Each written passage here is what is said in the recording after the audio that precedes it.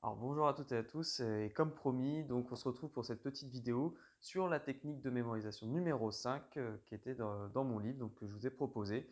Donc mon livre que je rappelle qui s'appelle J'ai choisi le droit au secours. Et donc je vais vous mettre le lien dans la description pour que vous puissiez vous le procurer si c'est votre souhait. Et donc si on regarde en livre la technique, donc vous avez plusieurs pages comme ça, donc avec des tableaux, des textes, etc. où je détaille la technique. Et cette technique-là, en fait, elle a pour but de vous aider à mémoriser vos cours de droit, donc c'est-à-dire tout ce qui est données littéraires. On pourra apprendre des chiffres avec, mais il faudra utiliser d'autres techniques avec. Donc là, on ne va pas entrer en détail. Le but de cette vidéo, c'est qu'elle soit très courte et que vous compreniez comment ça fonctionne et vous puissiez l'utiliser vous-même juste après. Donc, pourquoi ça s'appelle la liste de courses? Tout simplement parce que cette technique, je l'ai découverte pour en fait apprendre des listes, d'accord? Et notamment des listes de courses. Donc, comment ça fonctionne? Par exemple, si vous avez une liste de courses, donc vous allez devoir acheter 3 tomates, 2 poivrons et je ne sais pas, une aubergine, d'accord? Vous voulez faire une ratatouille par exemple. Donc, bah, vous allez imaginer 3 tomates qui essayent de monter les unes sur les autres dans votre coffre, par exemple, si vous allez faire vos courses en voiture. Et à côté, bah, vous allez avoir, donc, on a dit 2 poivrons qui vont danser la salsa à côté.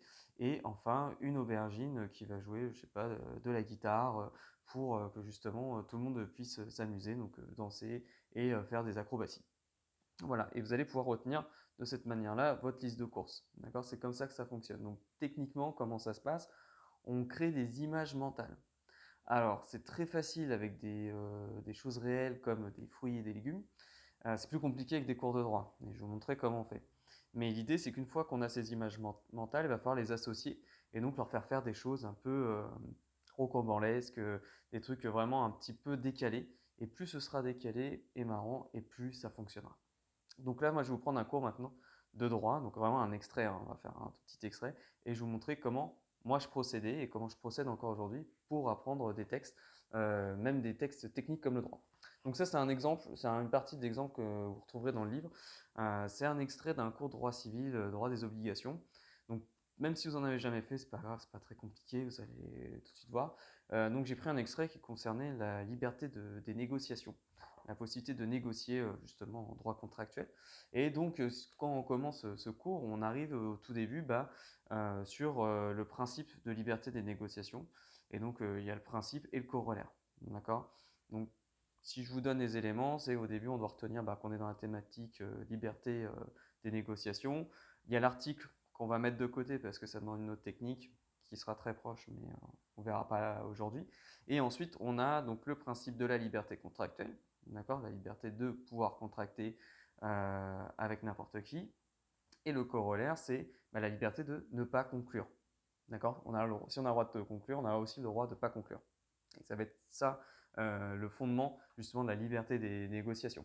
Donc si on s'arrête là sans aller plus loin, eh ben, pour mémoriser ça, il va falloir faire ce qu'on appelle donc la création d'images mentales. D'accord? On va créer des images mentales à partir des mots-clés juridiques de ces idées-là. Donc là, vous voyez, c'est assez simple. Les mots-clés, on les repère vite. On a tout simplement donc liberté et négociation pour le thème, si on prend la liberté des négociations. Et ensuite, on aura donc principe de liberté contractuelle. Donc là, on a déjà nos mots-clés, liberté contractuelle ou contrat. Et ensuite, le corollaire, liberté de ne pas conclure. Donc là, vous voyez, on retrouve très rapidement des mots-clés. Et ces mots-clés-là, ensuite, on va les transformer en images mentales ou en poignées mentales. En fait, ce sont des images, donc des personnages, des objets, on va voir ensemble, qui vont vous faire penser à ce mot, à cette idée. D'accord? Donc, il faut que ce soit le plus instinctif possible. Et ensuite, on va les associer ensemble. Donc, on va leur faire des actions qui vont être totalement décalées. Donc, si on reprend le premier exemple, pour moi, la liberté, ça me fait penser tout de suite soit aux États-Unis, soit à la Statue de la Liberté, ce genre de choses, d'accord?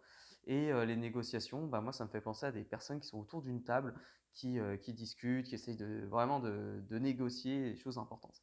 Et donc, du coup, moi, si je veux retenir liberté des négociations avec une scène mentale, d'accord, avec des images, dans ce cas-là, je vais imaginer la Statue de la Liberté qui est autour d'une table des négociations et qui est en train de négocier avec des personnes. Voilà, tout simplement. Moi, l'action commencerait comme ça. Et ensuite, si je devais donc mémoriser le principe de liberté contractuelle, alors c'est pas que je le connais pas, que je comprends pas, c'est juste pour retenir que dans mon cours à ce moment-là, il ne faut pas que j'oublie le principe liberté contractuelle, hein. On prend plutôt dans cet exemple-là. Bah, moi, je vais imaginer encore une fois la liberté. Bon, on voit aux États-Unis, et pour pas confondre et avoir toujours que la statue de la liberté, je prends un autre personnage emblématique des États-Unis. Vous pouvez prendre n'importe qui, mais moi, je vais prendre un président américain et notamment un qui aujourd'hui se fait beaucoup remarquer. Donc c'est Donald Trump, tout simplement. C'est un personnage assez charismatique, donc c'est très facile de mémoriser avec. Et ensuite, bah, je vais imaginer donc qu'il tient un parchemin géant dans ses mains. Et donc ce parchemin symbolisera le contrat. Pour moi, un contrat, c'est avant tout un écrit, un papier, et le parchemin symbolise parfaitement pour moi justement le contrat. Donc j'imaginerais Donald Trump en train de tenir un grand contrat, serrer des mains, signer ce parchemin, enfin voilà, tout ce que vous voulez, peu importe. Et ça peut même être ahurissant, il pourrait courir sur le parchemin tellement il est géant, il pourrait grimper dessus, enfin ce que vous voulez, il n'y a aucune limite. Et enfin, pour le corollaire, là, vous allez voir, c'est un petit peu plus marrant. Bah, du coup, comme on a la liberté de faire ce qu'on veut, et ben, il y a un personnage qui répète toujours cette liberté. Vous connaissez sûrement la Reine des Neiges qui chante cette chanson donc libérée, délivrée. Je ne sais jamais dans quel ordre c'est, hein, peut-être que c'est l'inverse. Bah, j'imagine du coup comme elle ne peut pas conclure, cette fois-ci c'est le corollaire, et ben, j'imagine qu'elle déchire ce parchemin. Voilà. Donc, conclure parchemin, ce serait le tenir, le brandir, voilà, être fier. Et puis ne pas le conclure, bah, c'est tout simplement bah, le déchirer. Voilà. Donc ça, c'est un exemple que je peux vous donner, et vous pouvez faire avec toutes les données. Moi, j'ai appris des cours entiers comme ça.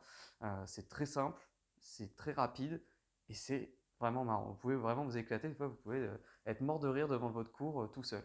Et ça, franchement, ça n'arrive pas souvent d'être mort de rire devant un cours de droit. Donc, bah, j'espère que cette vidéo vous a plu, qu'elle vous sera utile. Je m'arrête là pour pas qu'elle soit trop longue, mais si jamais vous avez des questions, vous voulez en savoir plus, bah, n'hésitez pas à me le dire dans les commentaires ou à m'envoyer des messages. Voilà, moi je suis à votre écoute et bah, voilà, je vous souhaite de bonnes révisions et puis je vous dis à très bientôt. Salut, ciao!